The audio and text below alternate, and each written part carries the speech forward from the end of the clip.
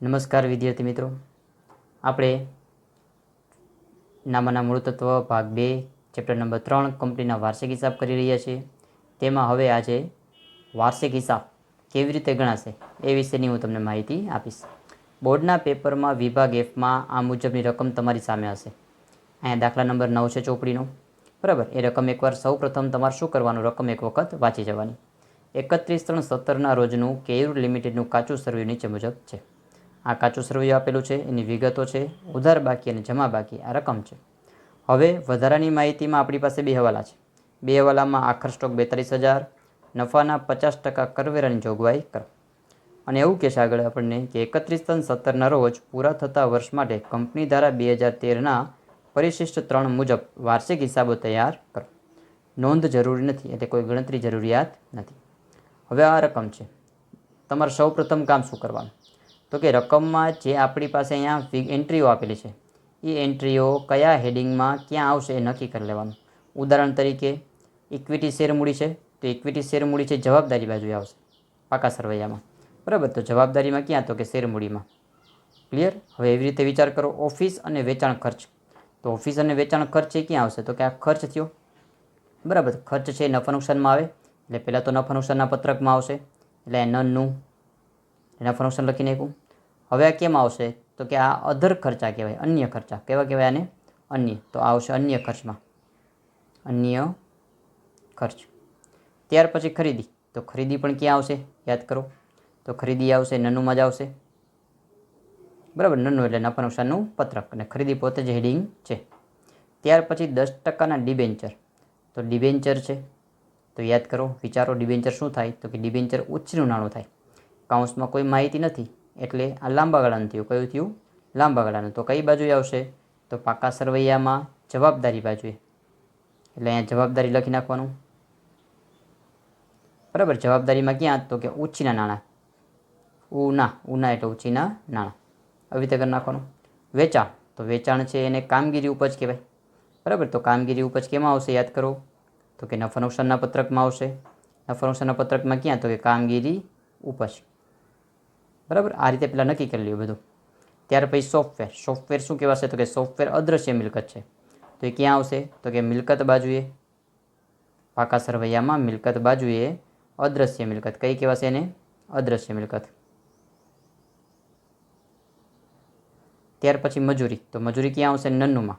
ખર્ચ છે એટલે નન્નુમાં કઈ જગ્યાએ, તો કે એને પ્રત્યક્ષ ખર્ચા કહેવાય. કેવા કહેવાશે, પ્રત્યક્ષ ખર્ચા. તો અહીંયા પ્રત્યક્ષ ખર્ચા લખી નાખવાના.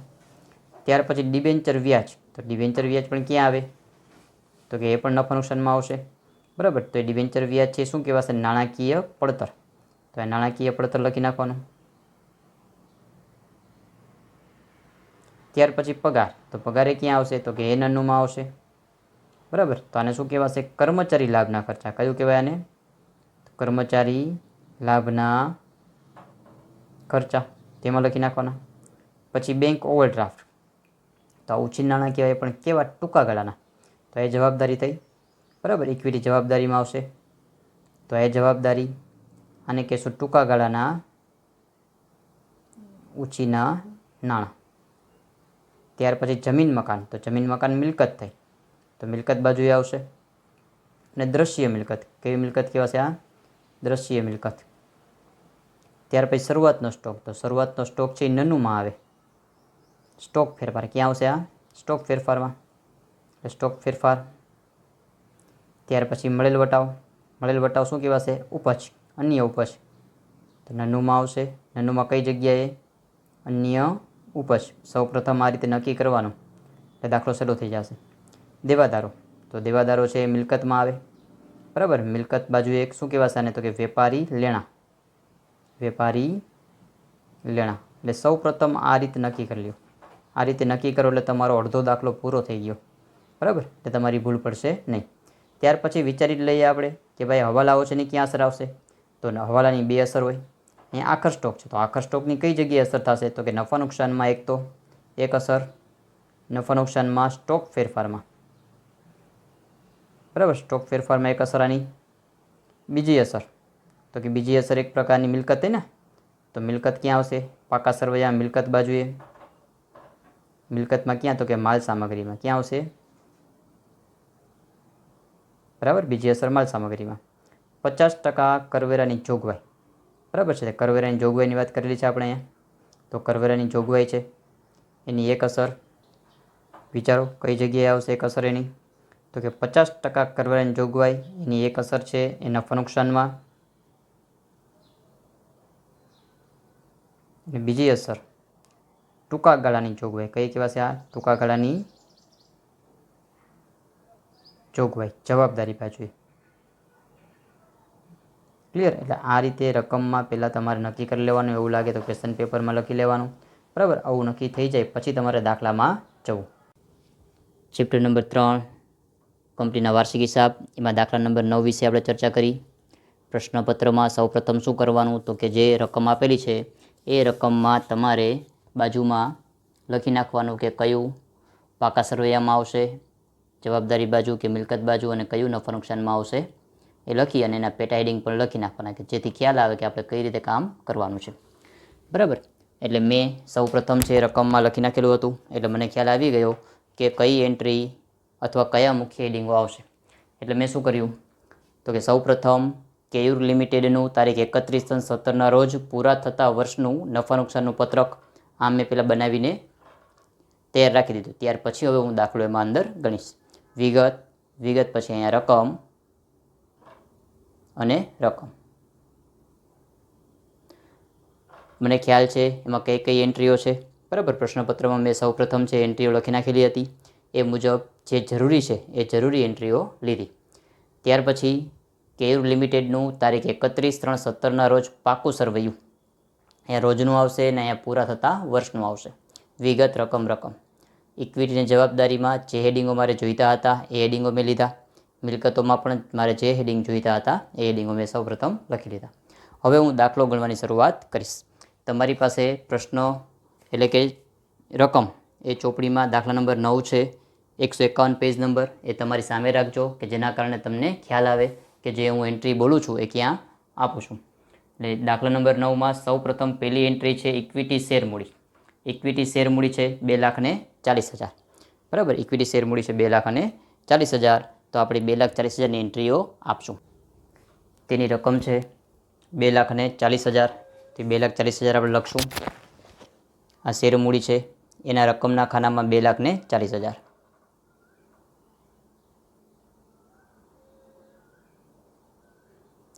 ત્યાર પછી બીજી એન્ટ્રી છે ઓફિસ અને વેચાણ ખર્ચા. તો ઓફિસ અને વેચાણ ખર્ચા નફા નુકસાનમાં આવશે અને અન્ય ખર્ચામાં આવશે. એ આપણે અગાઉ નક્કી કરી દીધેલું હતું. એટલે અહીંયા લખશું ઓફિસ વેચાણ ખર્ચા. ઓફિસ અને વેચાણ ખર્ચા છે 24,000. તો અહીંયા બારે રકમના ખાનામાં પહેલા રકમના ખાનામાં 24,000. ત્યાર પછી છે ખરીદી. તો ખરીદી પોતે હેડિંગ જ છે. બરાબર, ખરીદી છે 4,26,000. તો આપણે એની સામે પહેલા રકમના ખાનામાં લખવાનું થશે 4,26,000.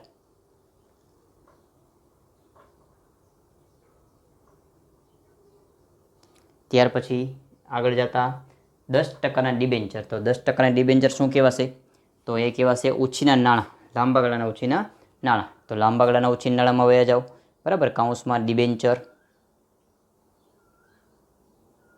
ડિબેન્ચરની કિંમત છે 1,20,000. તો ડિબેન્ચરના ખાનામાં 1,20,000 પહેલી રકમના ખાનામાં લખવાના રહેશે. ત્યાર પછી જોવા જઈએ આપણે ડિબેન્ચર પછી વેચાણ. તો વેચાણને કામગીરી ઉપજ કહેવાય. તો અહીંયા આવશે વેચાણ. વેચાણની રકમ છે 9,60,000. એ પહેલા રકમના ખાનામાં 9,60,000.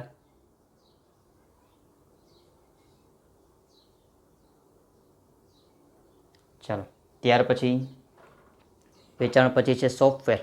તો સોફ્ટવેર છે અદ્રશ્ય મિલકત કહેવાય. તો મિલકતોમાં અદ્રશ્ય મિલકતમાં સોફ્ટવેર.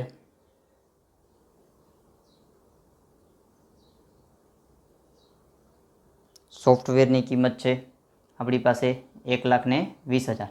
તો એમાં લખશું આપણે 1,20,000. એની સામે 1,20,000. ચાલો, સોફ્ટવેર પછી છે મજૂરી. તો મજૂરીને પ્રત્યક્ષ ખર્ચા કહેવાય. તો પ્રત્યક્ષ ખર્ચાના ખાનામાં મજૂરી ઉદાહરણમાં તમે જોયું હશે મજૂરી છે એ કર્મચારી લાભના ખર્ચામાં પણ હોય છે, તો તમે ત્યાં પણ લખી શકો છો અને પ્રત્યક્ષ ખર્ચામાં પણ લખી શકો છો. આપણે પ્રત્યક્ષ ખર્ચામાં લખશું મજૂરી. પ્રત્યક્ષ ખર્ચામાં મજૂરી છે 24,000, એટલે અહીંયા બારે આવશે 24,000.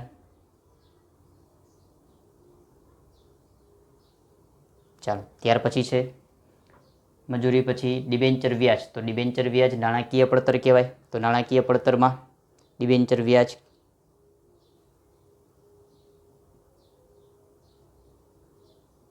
ડિબેન્ચર વ્યાજ છે એની રકમ છે આપણી પાસે 12,000, તો અહીંયા 12,000. ત્યાર પછી પગાર. તો પગાર કર્મચારી લાભના ખર્ચા કહેવાય. તે કર્મચારી લાભના ખર્ચા પગાર 3 લાખ. તો પગાર લખશું આપણે અહીંયા 3 લાખ રૂપિયા.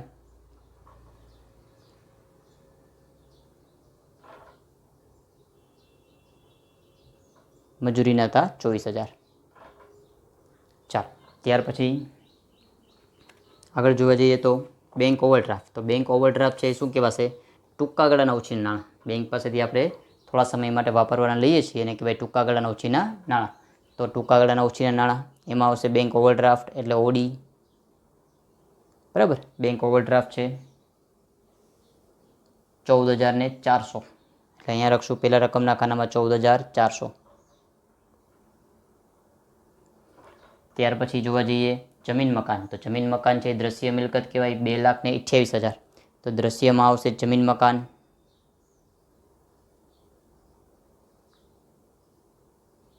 રકમમાં 2,28,000. ત્યાર પછી શરૂઆતનો સ્ટોક. તો શરૂઆતનો સ્ટોક ફેરફારમાં આવશે. બરાબર, શરૂ સ્ટોક માઇનસ આખર સ્ટોક, આવી રીતે રકમ હતી. શરૂ સ્ટોક માઇનસ આખર સ્ટોક. બરાબર, તો શરૂ સ્ટોક આપણી પાસે છે રકમમાં 36,000 અને આખર સ્ટોક હવાલામાં છે. આખર સ્ટોક આપણી પાસે હવાલામાં છે. બરાબર, તો 36,000 અને 42,000 અહીં ગણતરી કરીએ સ્ટોક ફેરફારની કે સ્ટોક ફેરફાર શરૂઆતનો સ્ટોક થયો 36,000 માઇનસ આખર સ્ટોક 42,000. એટલે 36,000માંથી 42,000ને તમારે શું કરવાના છે? બાદ. તો 36,000માંથી 42,000ને બાદ કરો. બરાબર, એટલે રકમ તમારી આવશે માઇનસમાં આવશે -6,000. તો માઇનસ આપણે કાઉન્સમાં લખીએ છીએ. ક્યાં લખીએ છીએ? કાઉન્સમાં. એટલે સ્ટોક ફેરફાર થશે તમારો કાઉન્સમાં 6,000. કાઉન્સમાં 6,000. બરાબર, ચાલો ત્યાર પછી આગળ જઈએ. આગળની એન્ટ્રી જોઈએ. આખર સ્ટોક છે. બરાબર, હવે હવાલો છે એટલે તમે જાણી ગયા. એક અસર છે આની સ્ટોક ફેરફારમાં આવશે. સ્ટોક ફેરફારમાં જે આપણે અહીંયા આપી. અને બીજી અસર છે બરાબર એ માલ સામગ્રીમાં આવશે. તો માલ સામગ્રીમાં લખી જ નાખીએ. આખર સ્ટોક 42,000 એટલે 2 અસર પૂરી થઈ જાય. આખર સ્ટોક 42,000. ચાલો ત્યાર પછી આગળ જોઈએ મળેલ વટાવ. તો મળેલ વટાવ છે ઉપજ કહેવાય, અન્ય ઉપજ. તો મળેલ વટાવ અન્ય ઉપજમાં મળેલ વટાવ. તો મળેલ વટાવ કેટલો છે? 15,600. તો અહીંયા આવશે 15,600. ચાલો ત્યાર પછી છે દેવાદારો. તો દેવાદારો છે એ મિલકતમાં આવશે વેપારી લેણા. તો વેપારી લેણામાં લખશું. બરાબર, દેવાદારોની કિંમત છે 1,80,000. તો દેવાદારો અહીંયા 1,80,000. ક્લિયર? એટલે આ રીતે બધી એન્ટ્રીઓ પહેલાં મૂકી દેવાની. ત્યાર પછી કરવેરાની જોગવાઈ. તો કરવેરાની જોગવાઈ એ હવાલામાં છે. બરાબર, જે બીજો હવાલો છે કરવેરાની જોગવાઈ, તો એના વિશે આપણે ચર્ચા કરી લઈએ. કરવેરાની જોગવાઈની 2 અસર આવશે. એક અસર નફા નુકસાન ખાતામાં અને બીજી અસર છે બરાબર એ ટૂંકા ગાળાની જોગવાઈ કહેવાય. કેવી કહેવાશે? એ ટૂંકા ગાળાની જોગવાઈ. બરાબર, તો ટૂંકા ગાળાની જોગવાઈ છે. રેડી? તો હવે એ બધી ક્યારે રકમ મળશે આપણને? સરવાળા કરશું ત્યારે. તો હવે આપણે સરવાળો કરીએ સૌ પ્રથમ તો. બરાબર, ચાલો જોતા જઈએ. પહેલી એન્ટ્રીઓમાં ઉપજ છે કુલ ઉપજ કેટલી થશે 9,60,000 વત્તા 15,600 આ બંનેનો સરવાળો કરો એટલે 9,75,600 એનો સરવાળો થશે 9,75,600 તો કુલ ઉપજ થઈ. ત્યાર પછી ખર્ચાઓ સરવાળો કરો તો ખર્ચામાં આ રીતે કરજો 4,26,000 માઇનસ 6,000 પછી પ્લસ 24,000 પ્લસ 3 લાખ પ્લસ 12,000 ને પ્લસ 24,000 આ બધાનો સરવાળો કરતાં તમારો જવાબ આવશે 7,80,000 એટલે કુલ ખર્ચો થશે 7,80,000. 780 આ ખર્ચો થયો. આ તમારી આવક 9,75,600 ને આ તમારો ખર્ચો 7,80,000 બાદ કરતાં વધશે 1,95,600. કેલ્ક્યુલેટર વાપરજો 1,95,600 આ તમારો નફો થયો કરવેરા પહેલાંનો. હવે 50% જોગવાઈ કીધી. કેટલી જોગવાઈ કીધી છે 50%. બરાબર 50% કીધી છે જે આપણે અહીંયા આપી છે એ 50% એટલે 1,95,600ના 50%.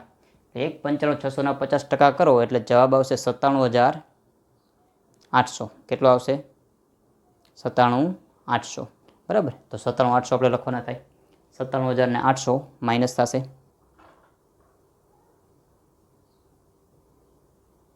97,800 માઇનસ કરો એટલે 97,800 જ વધે. ચાલો હવે આ 97,000 છે 97,800 એ અહીંયા આવશે ટૂંકા ગાળાની બીજી અસર આવશે ને એની બીજી અસર ટૂંકા ગાળાની જોગવાઈમાં કરવેરા અહીંયા આવશે 97,800.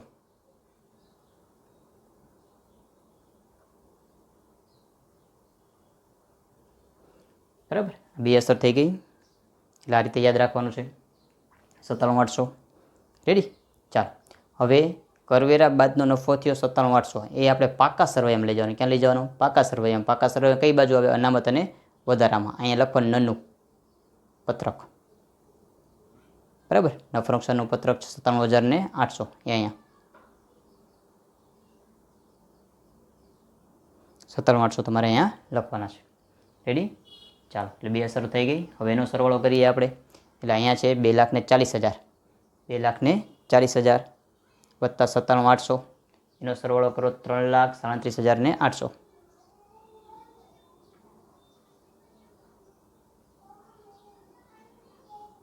3,37,800. ત્યાર પછી છે બિનચાલુ જવાબદારીઓ એનો સરવાળો કરો તો એમાં એક જ એન્ટ્રી છે. બરાબર લીટી કરવાની આ રીતે 1,20,000. ત્યાર પછી 14,400 વત્તા 97,800 આ બંનેનો સરવાળો કરો. આ સરવાળો થશે 1,12,200. રેડી. એટલે આ રીતે જવાબદારી બાજુનો 3નો સરવાળો કરતાં જવાબ આવે છે 5,70,000. એટલે અહીંયા લખવાનો ટોટલ 5,70,000. હવે ઇક્વિટીની જવાબદારીનો 5,70 આવ્યો એ મિલકતોનો પણ 5,70 જવાબ આવવો જોઈએ. ચાલો એટલે બિનચાલુ મિલકત છે એમાં દ્રશ્ય અદ્રશ્ય બે છે એનો સરવાળો કરીએ. એનો સરવાળો કરતાં 2,28,000 વત્તા 1,20,000 સરવાળો થતા આવશે 3,48,000. એવી રીતે ચાલુ મિલકતોમાં 42,000 વત્તા 1,80,000 એનો સરવાળો કરો એટલે 2,22,000. હવે આ બંનેનો સરવાળો કરતાં જવાબ આવે છે આપણો 5,70,000. 5,70,000. કુલ જવાબદારી અને કુલ મિલકતો બંનેનો સરવાળો સમાન થાય તો સમજવાનું કે દાખલો છે એ મહદ અંશે સાચો છે. પૂરેપૂરો સાચો છે એવું સમજી લેવાનું નથી. બરાબર અત્યારે મેં ગણ્યો એ દાખલો સાચો છે પૂરેપૂરો પણ તમારા માટે તમારે શું ધ્યાનમાં રાખવાનું તો કે તમારે એ ધ્યાનમાં રાખવાનું છે કે જે પેટા એન્ટ્રીઓ છે એ પેટા એન્ટ્રીઓ વ્યવસ્થિત જગ્યાએ પોતાની પ્રોપર જગ્યાએ લખાવી જોઈએ. આ મળેલ વટાવ છે બરાબર તે અન્ય ઉપજમાં જ આવી જોઈએ. એટલે તમને જે માર્ક હશે આ એન્ટ્રીના માર્ક મળશે. આ એન્ટ્રીઓ જે છે એના તમને માર્ક મળશે. આ એન્ટ્રી છે એ બીજી જગ્યાએ વહી જશે તો માર્ક કપાશે. ક્લિયર. ચાલો તો આ તો આપણો 9મો દાખલો. આ મુજબ આપણે વાર્ષિક હિસાબ ગણવાના છે. બીજો દાખલો આપણે નેક્સ્ટ લેક્ચરમાં જોઈશું.